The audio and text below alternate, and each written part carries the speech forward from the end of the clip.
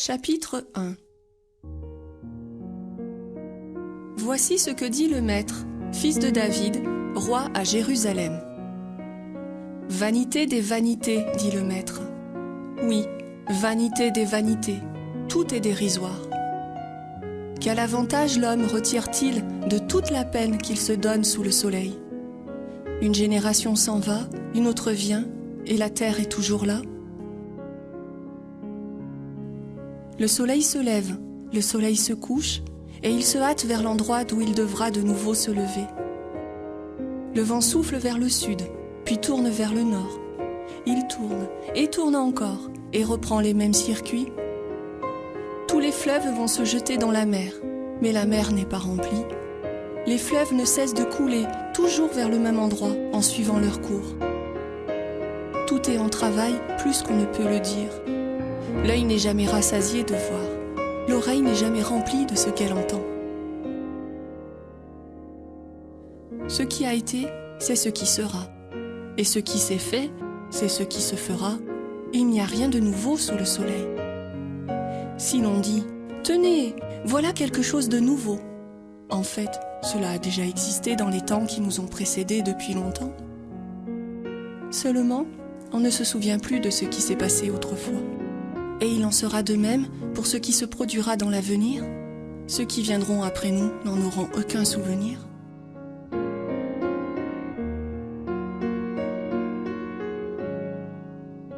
Moi, le Maître, j'ai été roi d'Israël à Jérusalem. Et je me suis appliqué à étudier et à examiner par la sagesse tout ce qui se fait sous le soleil. Dieu impose aux hommes de s'appliquer à cette occupation pénible. J'ai vu tout ce qui se fait sous le soleil, et je suis arrivé à la conclusion que tout est dérisoire. Autant courir après le vent. Ce qui est tordu ne peut être redressé, et ce qui manque ne peut être compté. Je me suis dit en moi-même, voici, j'ai fait augmenter et progresser la sagesse plus qu'aucun de ceux qui ont régné avant moi à Jérusalem. J'ai acquis beaucoup de sagesse et de connaissances. Je me suis en effet appliqué à connaître la sagesse, ainsi que ce qui est fou et ce qui est stupide. Et je me suis aperçu que cela aussi, c'est comme courir après le vent. Car plus on a de sagesse, plus on a de sujets d'affliction. En augmentant sa connaissance, on augmente ses tourments. Chapitre 2. Je me suis dit en moi-même, « Va donc, teste les plaisirs et goûte à ce qui est bon. » Mais cela aussi est dérisoire. Du rire, j'ai dit, c'est absurde. Et de la joie, à quoi cela m'avance-t-il? Puis, j'ai décidé en moi-même de m'adonner au vin, tout en continuant à me conduire avec sagesse. Et j'ai résolu de me lancer dans la folie, le temps de voir ce qui est le mieux pour les hommes qui s'affairent sous le soleil pendant les jours qu'ils ont à y vivre. J'ai entrepris de grands travaux. Je me suis bâti des maisons. Je me suis planté des vignes. Je me suis aménagé des jardins et des vergers, et j'y ai planté des arbres fruitiers de toutes sortes. Je me suis fait des bassins pour irriguer des pépinières où croissent des arbres. Je me suis procuré des esclaves et des servantes, j'ai eu du personnel domestique. J'ai possédé en abondance du gros et du menu bétail, bien plus que tous ceux qui m'ont précédé à Jérusalem. Je me suis amassé de l'argent et de l'or, provenant des trésors des rois et des provinces. Je me suis procuré des chanteurs et des chanteuses, et j'ai eu ce qui fait les délices des hommes, de nombreuses belles femmes. Ainsi, je devins puissant, et je surpassai tous ceux qui m'ont précédé à Jérusalem. En tout cela, ma sagesse m'assistait. Je ne me suis rien refusé de tout ce que je voyais. Je ne me suis privé d'aucun plaisir. Oui, j'ai joui de tout mon travail, et c'est la part que j'ai retirée de toute la peine que je me suis donnée. Puis j'ai considéré l'ensemble de mes réalisations et toute la peine que je m'étais donnée pour les accomplir. Et je me suis rendu compte que tout est dérisoire. Autant courir après le vent. Il n'y a aucun avantage à tout ce qu'on fait sous le soleil. Puis je me suis mis à considérer ce qui est sagesse et ce qui est stupidité et folie. Ainsi, que sera l'homme qui succédera au roi? Que fera-t-il sinon ce qui s'est déjà fait avant lui? J'ai constaté que la sagesse est plus avantageuse que la stupidité, tout comme la lumière est plus avantageuse que les ténèbres. Le sage a des yeux pour voir, alors que l'insensé marche dans les ténèbres. Cependant, j'ai aussi constaté qu'un même sort attend l'un et l'autre. Alors je me suis dit en moi-même, puisque mon sort va être le même que celui de l'insensé, quel avantage me procure alors toute ma sagesse? Et j'ai conclu en moi-même que cela aussi était dérisoire. Car on ne se souviendra pas longtemps du sage, pas plus que de l'insensé, et dans les temps à venir, tous deux tomberont dans l'oubli, car le sage mourra aussi bien que l'insensé. Alors je me suis mis à haïr la vie, car tout ce qui se fait sous le soleil m'est apparu détestable, parce que tout est dérisoire, autant courir après le vent. J'ai fini par prendre en dégoût tous les travaux que j'avais accomplis sous le soleil, et pour lesquels je m'étais donné tant de peine, parce que je devrais tout laisser à mon successeur.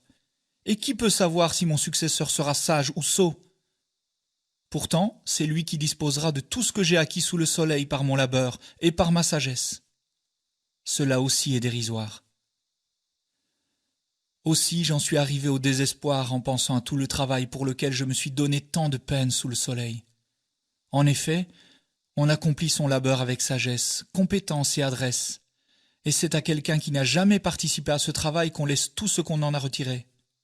Cela aussi est dérisoire, et c'est un grand mal. Car que restera-t-il à l'homme de tout son labeur et de toutes ses préoccupations pour lesquelles il s'est donné tant de peine sous le soleil? En effet, toutes ses journées ne sont que tourments, et ses occupations ne lui apportent que des souffrances. Même la nuit, il ne trouve pas de repos. Cela aussi est dérisoire. Il n'y a donc rien de mieux à faire pour l'homme que de manger, de boire et de jouir du bonheur au milieu de son labeur. Mais j'ai constaté que cela aussi dépend de Dieu. En effet, qui peut manger et profiter de la vie sinon celui qui le reçoit de lui? Car Dieu donne à l'homme qui lui est agréable la sagesse, la connaissance et la joie, mais il impose comme occupation à celui qui fait le mal le soin de recueillir et d'amasser pour celui qui lui est agréable. Cela aussi est dérisoire, autant courir après le vent.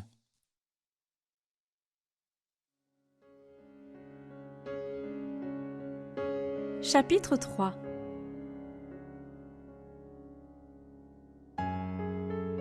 Il y a un temps pour tout et un moment pour toute chose sous le soleil. Il y a un temps pour naître et un temps pour mourir, un temps pour planter et un temps pour arracher le plant, un temps pour tuer et un temps pour soigner les blessures, un temps pour démolir et un temps pour construire. Il y a aussi un temps pour pleurer et un temps pour rire, un temps pour se lamenter et un temps pour danser, un temps pour jeter des pierres et un temps pour en ramasser, un temps pour embrasser et un temps pour s'en abstenir. Il y a un temps pour chercher et un temps pour perdre, un temps pour conserver et un temps pour jeter, un temps pour déchirer et un temps pour recoudre, un temps pour garder le silence et un temps pour parler, un temps pour aimer et un temps pour haïr, un temps pour la guerre et un temps pour la paix. Quel avantage celui qui travaille retire-t-il de la peine qu'il se donne? J'ai considéré les différentes occupations auxquelles Dieu impose aux hommes de s'appliquer. Dieu fait toutes choses belles en son temps. Il a implanté au tréfonds de l'être humain le sens de l'éternité, et pourtant, l'homme est incapable de saisir l'œuvre que Dieu accomplit du commencement à la fin. Aussi, ai-je conclu qu'il n'y a rien d'autre qui soit bon pour lui que jouir du bonheur et se donner du bon temps durant sa vie.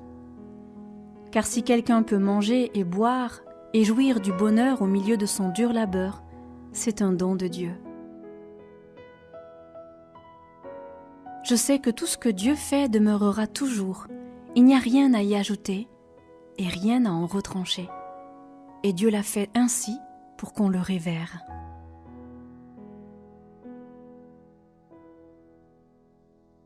Ce qui est aujourd'hui a déjà été dans le passé, et ce qui sera dans l'avenir a déjà été. Et Dieu fait revenir ce qui a disparu. J'ai encore constaté autre chose sous le soleil. À la place du droit, il y a la méchanceté, et à la place de la justice, il y a la méchanceté. Je me suis dit en moi-même, Dieu jugera le juste et l'injuste, car pour chaque chose et pour chaque acte, il y a un temps pour le jugement.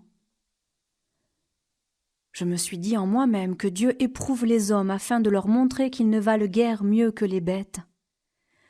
Car après tout, le sort des humains est identique à celui des bêtes. Ils meurent les uns comme les autres. Un même souffle les anime tous.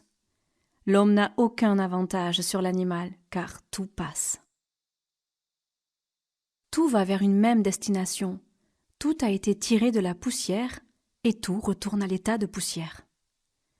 Qui peut dire ce qu'est l'esprit de l'homme, celui qui se dirige vers le haut, et ce qu'est le souffle de la bête, celui qui descend en dessous de la terre? J'ai compris qu'il n'y a pour l'homme rien de bon sinon de jouir de ses œuvres, car telle est la part qui lui revient. En effet, qui donc le fera revenir pour qu'il voie ce qui sera après lui?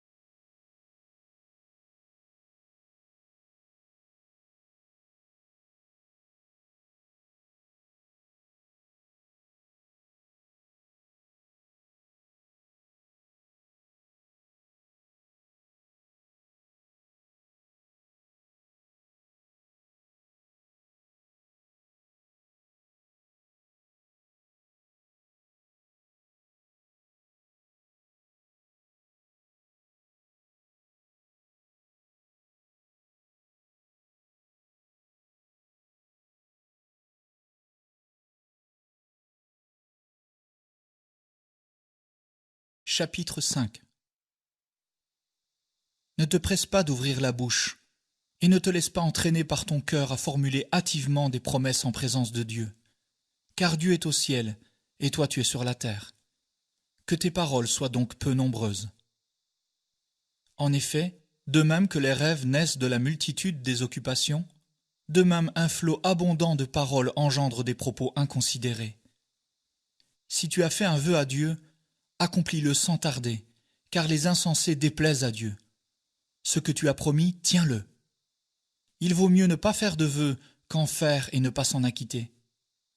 Ne laisse pas tes paroles te charger d'une faute, et ne va pas dire aux représentants de Dieu « Mon vœu était une erreur ».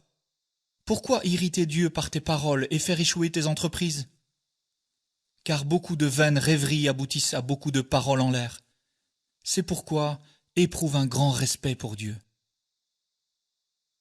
Si tu vois dans une région que les pauvres sont opprimés, que la justice et le droit sont bafoués, ne t'étonne pas trop de la chose, car chaque fonctionnaire est subordonné à un supérieur, et au-dessus d'eux, il y a encore des supérieurs hiérarchiques. Malgré tout, c'est encore un avantage pour un peuple d'avoir un roi qui règne sur un champ bien cultivé et auquel le pays reste soumis. Qui aime l'argent n'en aura jamais assez, et qui se complaît dans l'abondance ne sera jamais satisfait de ses revenus. Cela encore est dérisoire. Plus on possède de biens, plus se multiplient les profiteurs. Et quel avantage en tire leur possesseur, si ce n'est le spectacle qu'il lui offre? Doux est le sommeil du travailleur, qu'il ait peu ou beaucoup à manger, mais l'abondance du riche l'empêche de dormir. J'ai vu sous le soleil une calamité affligeante. Il arrive que les richesses conservées par un homme fassent son malheur. Qu'elles viennent à se perdre à cause de quelques mauvaises affaires, et il ne lui en reste rien lorsqu'il met un fils au monde. Il est sorti nu du sein de sa mère, et il partira comme il est venu, sans emporter dans ses mains une miette du fruit de son labeur. Qu'il reparte comme il était venu est aussi un mal affligeant. Quel avantage y a-t-il donc à travailler ainsi pour du vent? Sa vie durant, ses jours s'écoulent bien sombres, pleins de chagrin, de souffrance et d'amertume. Voici ce que j'ai constaté. Le bonheur qui convient à l'homme est de manger, de boire et de jouir de ce qui est bon au milieu de son travail qui lui donne tant de peine sous le soleil. Pendant les jours que Dieu lui donne à vivre, c'est là ce qui lui revient. En effet, si Dieu donne à un homme des richesses et des biens, et s'il lui accorde la possibilité d'en profiter, de retirer ce qui lui revient et de trouver de la joie dans son travail, c'est un don de Dieu. Car lorsque Dieu remplit son cœur de joie, cet homme ne s'appesantit pas sur sa vie.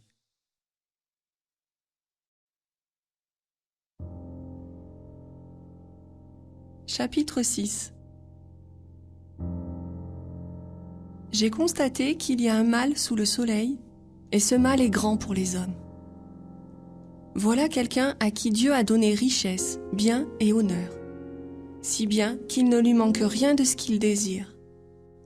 Mais Dieu ne lui donne pas la possibilité d'en profiter, et c'est un autre qui en profitera. Cela aussi est dérisoire, c'est un mal affligeant. Un homme peut avoir 100 enfants et vivre de longues années, mais quelque nombreux que soient les jours de son existence, s'il n'a pas joui du bonheur, et s'il n'a même pas de sépulture, je dis qu'un enfant mort-né a un sort meilleur que le sien. Car l'avorton est né en vain. Il retourne dans les ténèbres, et son souvenir sombre dans la nuit de l'oubli. Il n'a pas vu le soleil et n'a rien su du monde. Il est donc plus tranquille que cet homme. À quoi bon vivre 2 fois 1000 ans si on ne goûte pas au bonheur? Finalement, tous ne s'acheminent-ils pas vers un même lieu? L'homme ne peine que pour satisfaire ses besoins, et pourtant, ses besoins ne sont jamais satisfaits. Qu'a le sage de plus que l'insensé? Quel avantage le pauvre a-t-il de savoir se conduire sur le chemin de la vie? Mieux vaut ce qu'on a dans la main que tout ce qu'on pourrait désirer par la pensée. Cela aussi est dérisoire. Autant courir après le vent. Ce qui a déjà été est bien connu, et l'on sait ce qu'est l'homme. Il ne peut pas contester celui qui est plus fort que lui. Plus on multiplie les paroles, plus on fait augmenter la frustration. Et à quoi cela nous avance-t-il? Qui peut savoir, en effet, ce qui est bon pour l'homme pendant sa vie, pendant les quelques jours de son existence dérisoire qu'il voit fuir comme une ombre? Qui pourra lui révéler ce qui arrivera après lui sous le soleil?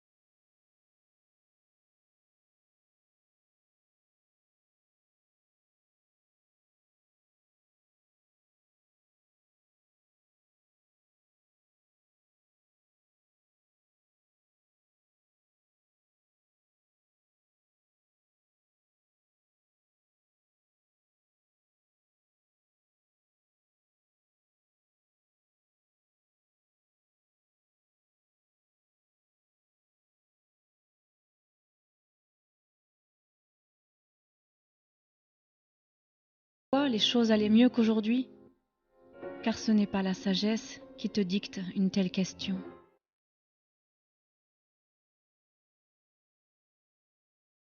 La sagesse vaut mieux qu'un héritage. Elle est avantageuse pour ceux qui voient le soleil. La protection qu'offre la sagesse est comme celle que procure l'argent. Mais la sagesse a un avantage, elle fait vivre ceux qui la possèdent. Considère l'œuvre de Dieu. Qui donc pourra redresser ce qu'il a tordu? Au jour du bonheur, jouis du bonheur. Et au jour du malheur, réfléchis. Car Dieu a fait l'un et l'autre, si bien que l'homme ne peut rien découvrir de ce qui doit lui arriver.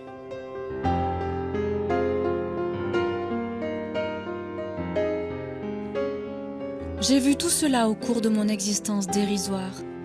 Ici, un juste périt à cause de sa droiture. Là, un méchant prolonge ses jours par sa perversité. Ne sois pas juste outre mesure, et ne sois pas trop sage. Pourquoi te détruirais-tu? Ne sois pas non plus méchant outre mesure, et ne sois pas insensé. Pourquoi voudrais-tu mourir avant ton heure?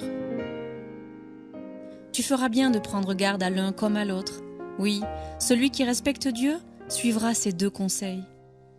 La sagesse rend un homme plus fort qu'une ville défendue par 10 capitaines. Il n'y a sur terre aucun homme juste qui fasse toujours le bien sans jamais pécher.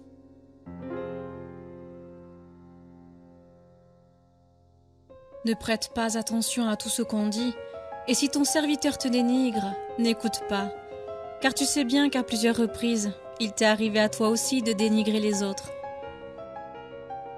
Tout cela, j'ai essayé de le comprendre par la sagesse, en me disant « Je veux acquérir la sagesse, mais elle reste loin de moi.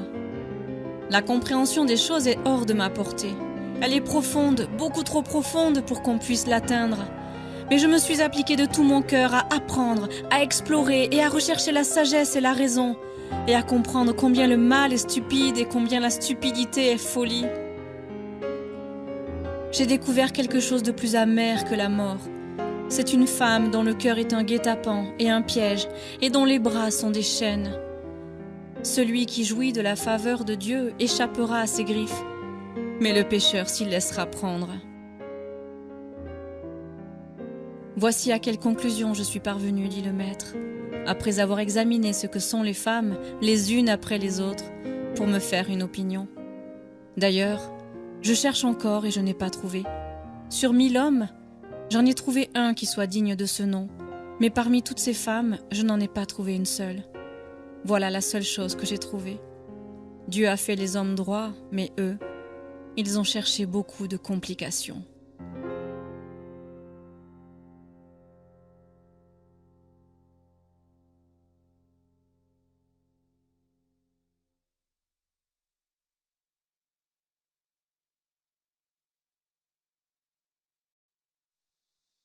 Chapitre 8. Qui est comparable au sage? Qui sait analyser une situation? La sagesse d'un homme illumine son visage et fait disparaître la sévérité de ses traits. Obéis aux ordres du roi, et à cause du serment prêté devant Dieu, ne te hâte pas de lui retirer ton allégeance. Ne persiste pas dans une mauvaise situation, car le roi fera ce qui lui plaît. En effet, sa parole est souveraine. Qui oserait lui dire « Pourquoi fais-tu cela ?»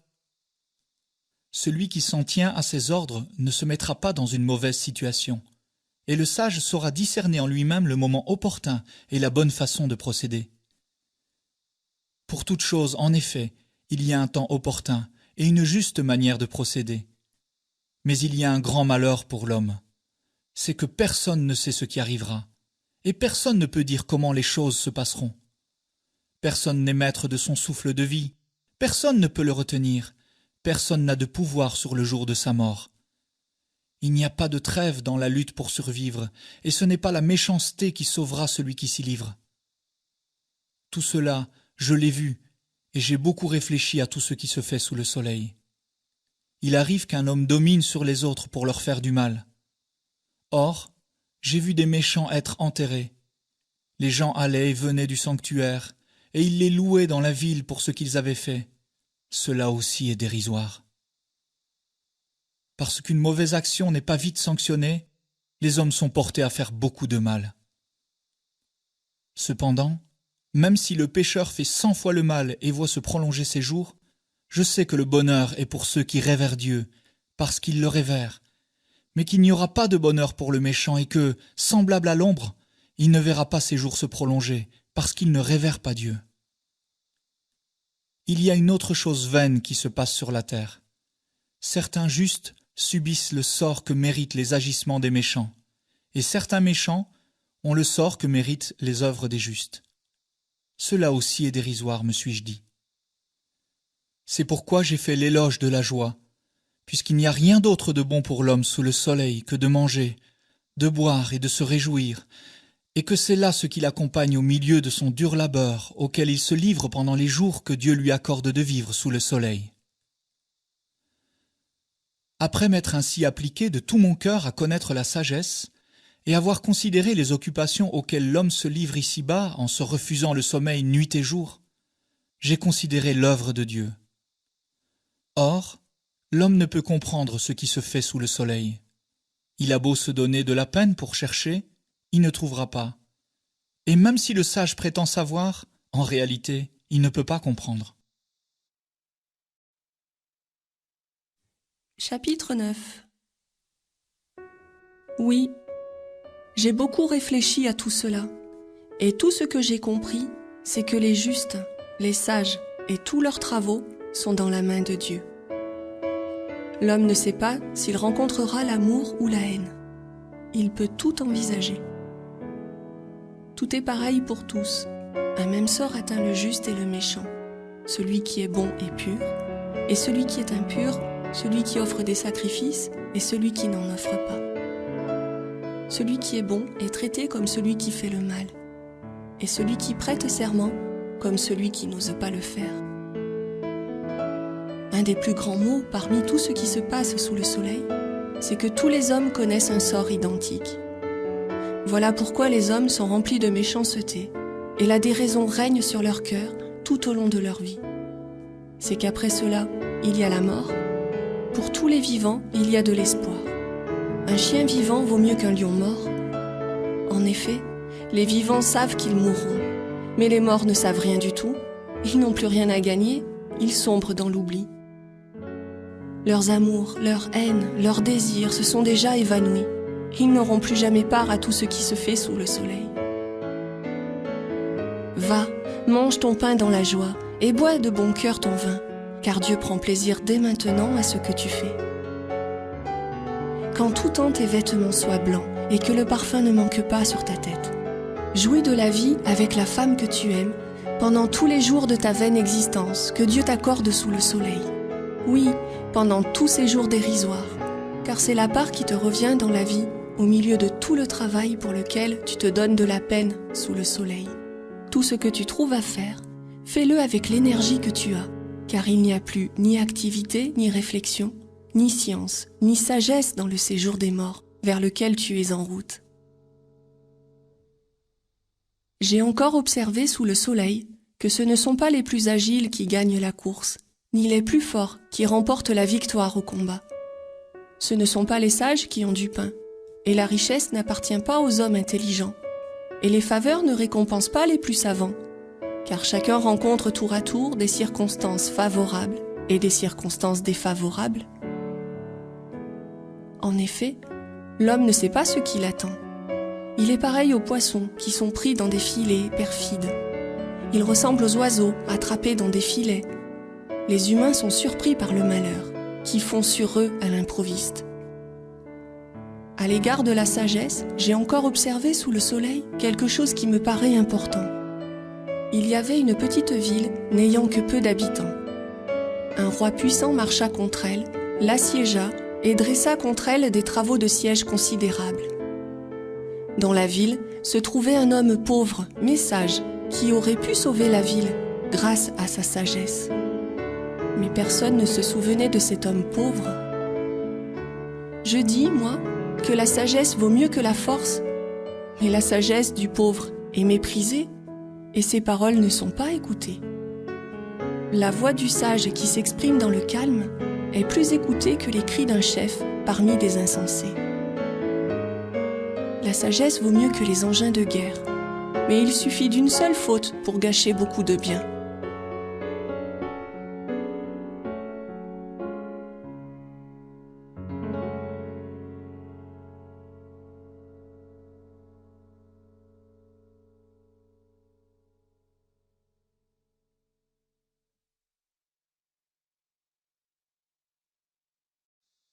Chapitre 10.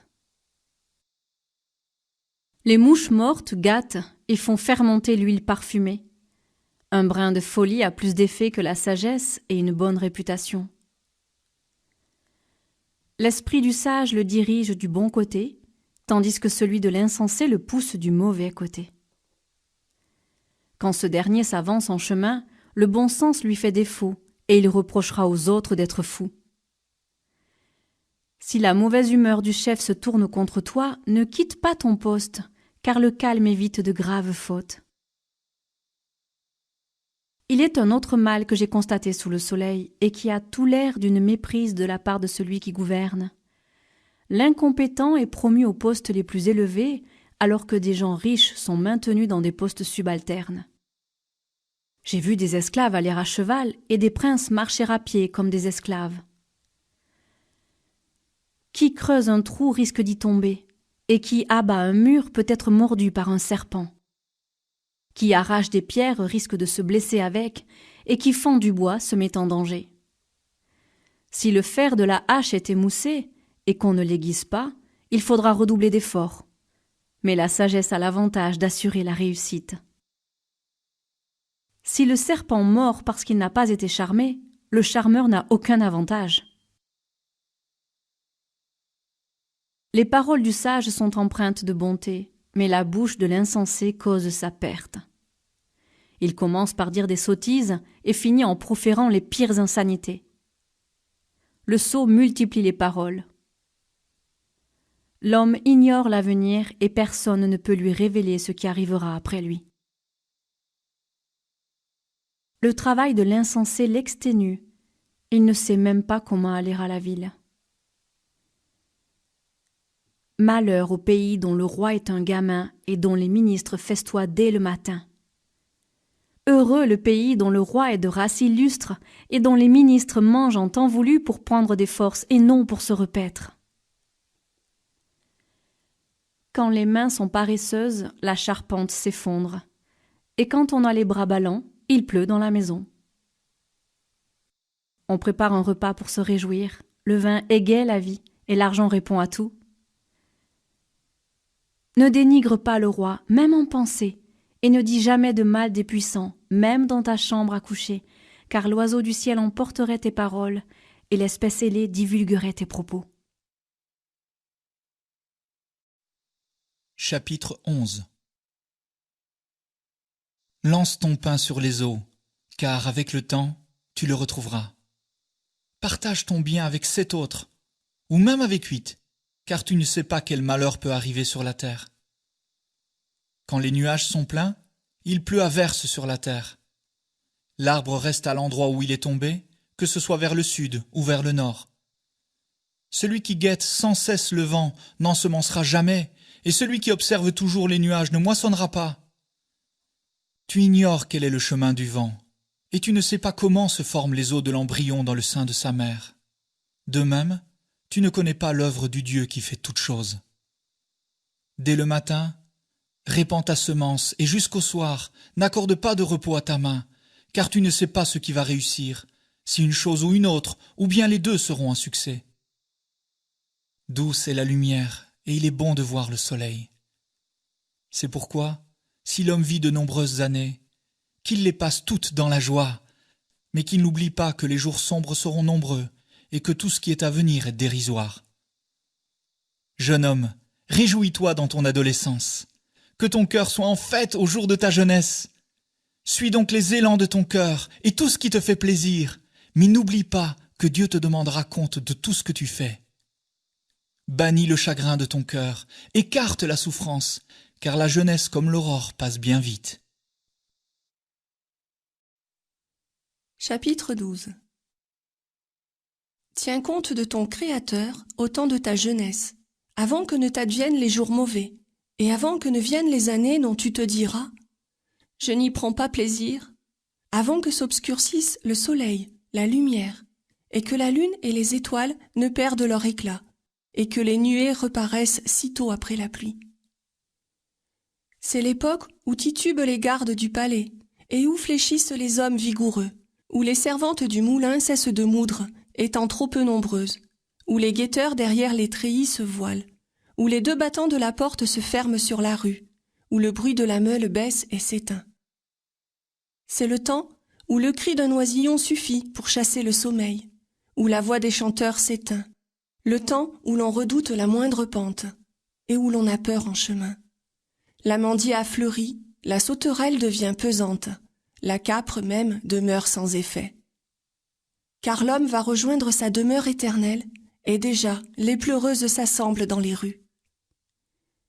Oui, tiens compte de lui avant que ne se rompe le fil d'argent, que ne se brise la coupe d'or, et que la jarre ne se casse à la source, que la poulie brisée ne tombe dans le puits, que la poussière ne retourne à la terre d'où elle était venue, que le souffle de vie ne remonte vers Dieu qui l'a donné. Vanité des vanités, dit le maître. Oui, tout est dérisoire. Non seulement le maître fut un sage, mais il a enseigné la science au peuple. Il a pesé, examiné et mis en forme un grand nombre de proverbes. Il s'est efforcé de trouver des paroles agréables et d'écrire avec justesse des vérités. Les paroles des sages sont comme des aiguillons, et les recueils de leurs sentences ressemblent à des clous bien plantés. Elles émanent toutes d'un seul et même berger. Que mon disciple n'y ajoute rien. On peut multiplier les livres sans fin, et le corps se fatigue à force d'études. Écoutons bien la conclusion de tout ce discours. Sois rempli de respect pour Dieu, et obéis à ses commandements, car c'est là l'essentiel pour l'homme. En effet, Dieu jugera toute œuvre, même celles qui ont été accomplies en cachette, les bonnes et les mauvaises.